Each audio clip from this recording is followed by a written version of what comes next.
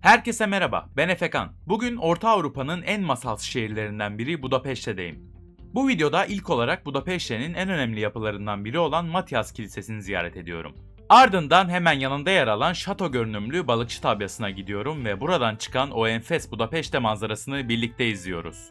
Sonrasında rotamız Buda Kalesi. Kaleyi gezerken hem tarihi hem de şehrin panoramasını doyasıya deneyimliyoruz. Ardından Buda tarafından ayrılıp şehrin Peşte tarafında Macaristan'ın meşhur tatlısı Kürtos Kalaçs'ın tadına bakıyorum. Ardından şehrin en ikonik caddelerinden biri olan Andrasi Caddesi'nde kısa bir yürüyüş yapıyoruz. O zaman hazırsanız Budapeşte'nin büyülü atmosferini birlikte keşfedelim.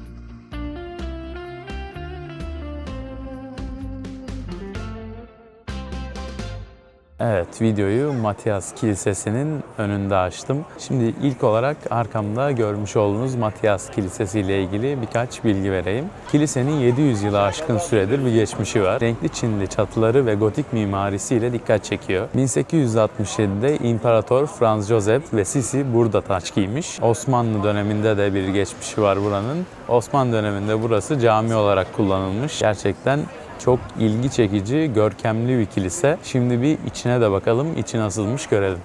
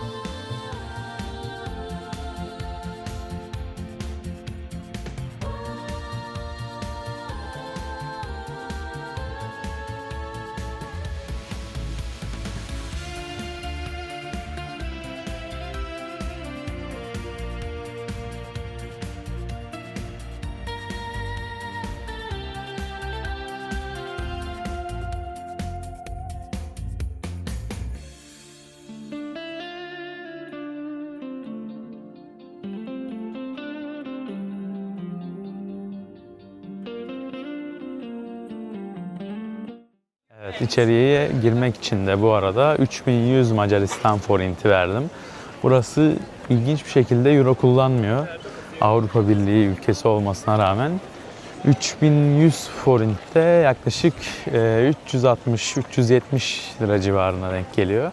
Bilginiz olsun. Evet, şu an arkamda görmüş olduğunuz balıkçı tabyasına giriş yapacağım. Buraya girişte 1500 Macar forinti, o da yaklaşık 170 lira civarı yapıyor sanırım. İçeri girişler biraz uygun burada turistik yerlerde. Özellikle market fiyatları falan da çok uygun geldi bana Avrupa diğer yerlerine göre. Burası adını Orta Çağ'da burayı koruyan balıkçılardan alıyor. Adı o yüzden balıkçı tabyası. 7 kulesi ise Macaristan'ı koruyan 7 tane kavmi simgeliyor. Çok güzel fotoğraf noktaları barındırıyor burası. Parlamento manzarasını ve nehri, Tuna Nehri'ni görebileceğiniz en iyi noktalardan biri. Şimdi içeriye gireceğim. İçeriği direkt kapıda bir QR kod var. Onu okutup satın alabiliyorsunuz bileti. Evet, kulelerini şöyle şu şekilde göstereyim size. Gittikçe uzanıyor böyle bu kuleler. Şöyle üstünde yürüyüp fotoğraf çektirebiliyorsunuz. Ben de tam olarak buradan gireceğim. Kule burada başlıyor, kuleler. Şuradan giriş yapıyorsunuz. Burası Budapeşte'nin en büyüleyici noktalarından biri. Kuleleri, sütunlu koridorları ve beyaz taş mimarisiyle adeta gerçeküstü bir sahnenin içindeymişsiniz gibi hissettiriyor. Buraya adımınızı attığınız anda Budapeşte'nin tarih kokan ruhu ve Tuna Nehri'nin sakin akışı sizi karşılıyor. Tabyanın her bir terasından şehrin farklı bir yüzü görünüyor. Alt tarafta zarif bir şekilde uzanan Tuna, karşıda ihtişamıyla yükselen parlamento binası, köprüler, meydanlar ve tüm şehir panoraması. Hepsi bir tablo gibi gözlerinizin önüne seriliyor. Ayrıca balıkçı tabyası sadece bir seyir noktası değil, Budapeşte'nin en çok fotoğraf çekilen yerlerinden biri. Burası gerçekten Budapeşte'yi hissetmenin, şehrin güzelliğini tepeden görmenin en iyi yollarından biri.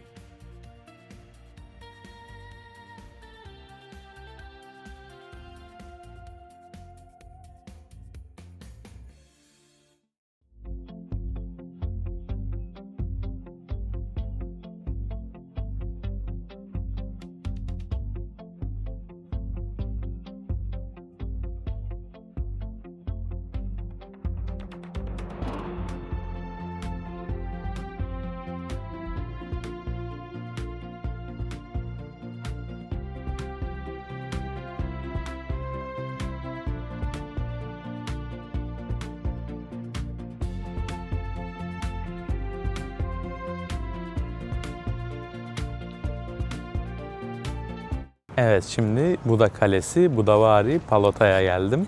Burası 13. yüzyılda Moğol istilasından sonra inşa edilmiş ve yüzyıllarca Macar krallarının yaşadığı yermiş. İkinci Dünya Savaşı'nda neredeyse tamamen yıkılmış sarayın çoğu. Hatta şu an bile hala inşa edilen yerleri var. Şu an müze ve sanat galerisi olarak hizmet veriyor. İçeriye giriş ücretli fakat bahçesini, etrafını gezebiliyorsunuz ücretsiz bir şekilde. Çok güzel Tuna Nehri manzaraları sunuyor size ve Zincirli Köprü'yü de çok net bir şekilde görebilir. Burada fotoğraf çekinebilirsiniz. Burası aynı zamanda UNESCO Dünya Mirası listesinde bulunuyor. Altında zamanında kaçış tünelleri de inşa edilmiş. Şimdi etrafında biraz yürüyüş yapacağım kalenin. Buraya çıkmak biraz yorucu olabilir eğer Tuna Nehri'nin kıyısındaysanız. Ya da benim yaptığım gibi eğer zaten Matias Kilisesi'nin yanlarına çıktıysanız oradan yaklaşık 900 metre, 1 kilometre kadar düz bir yürüyüşle beraber buraya rahat bir şekilde gelebiliyorsunuz. Şimdi biraz kalenin etrafını dolaşalım.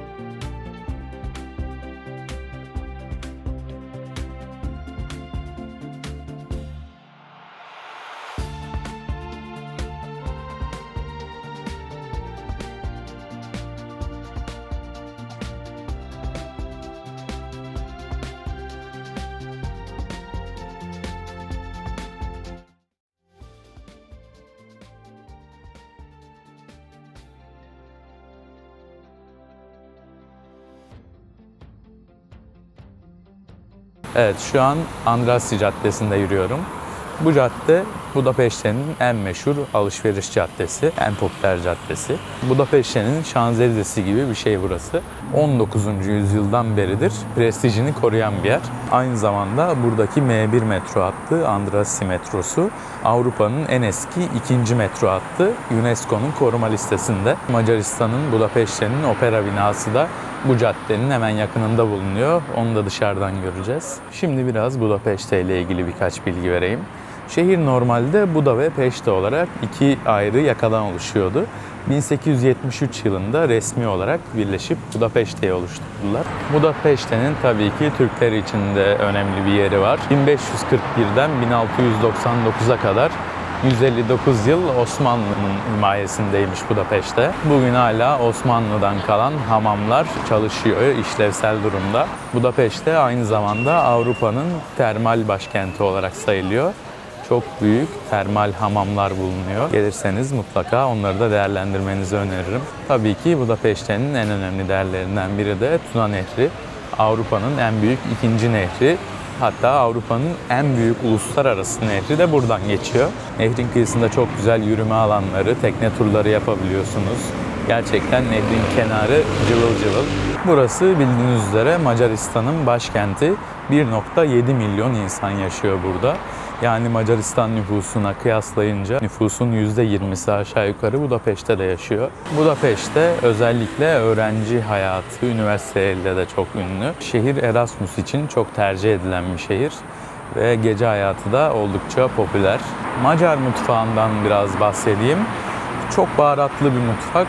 Zaten buranın Budapeşte'deki hediyelik eşya dükkanlarına da girerseniz görürsünüz mutlaka. Paprika biberleri çok meşhur.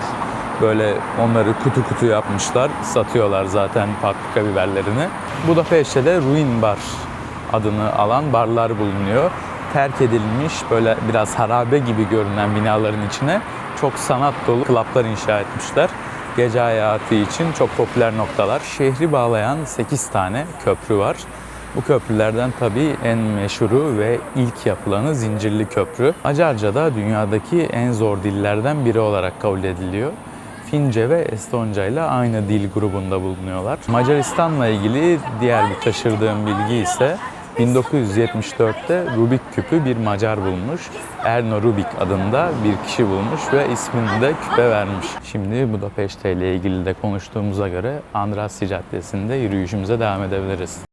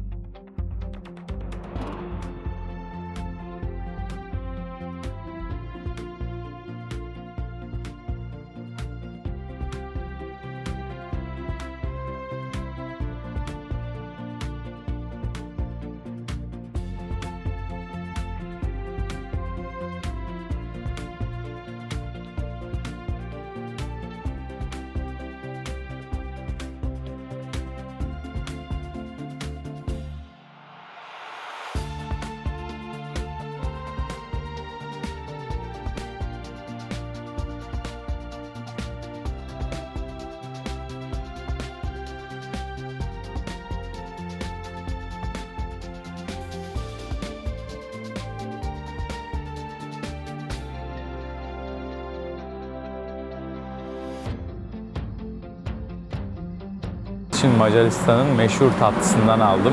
Çok yoğun bir yerdi. Sanırım bayağı meşhur bir yer. Şöyle göstereyim. Dışı Antep fıstığı kaplı. Bunun sadeleri de var ya da dışını işte kokonat veya fındık başka şeyler de kaplayabiliyorsunuz. İçine de istediğiniz dolguyu seçiyorsunuz. Şöyle göstereyim içinde. İçine ben Antep fıstığı koydurttum. Antep fıstığı kreması. İstiyorsanız normal krema, Nutella, fındık kreması birçok çeşidi mevcut. Şöyle bir tadına bakalım. Biraz yemesi zor bir şey.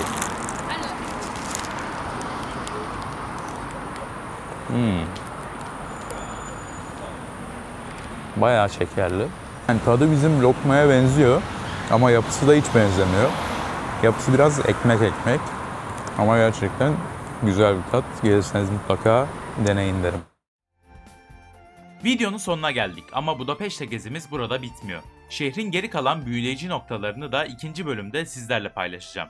Ben Efekan, izlediğiniz için teşekkür ederim. Videoyu beğendiyseniz beğenmeyi ve kanalıma hala abone değilseniz abone olmayı unutmayın. Bir sonraki videoda görüşmek üzere, hoşça kalın.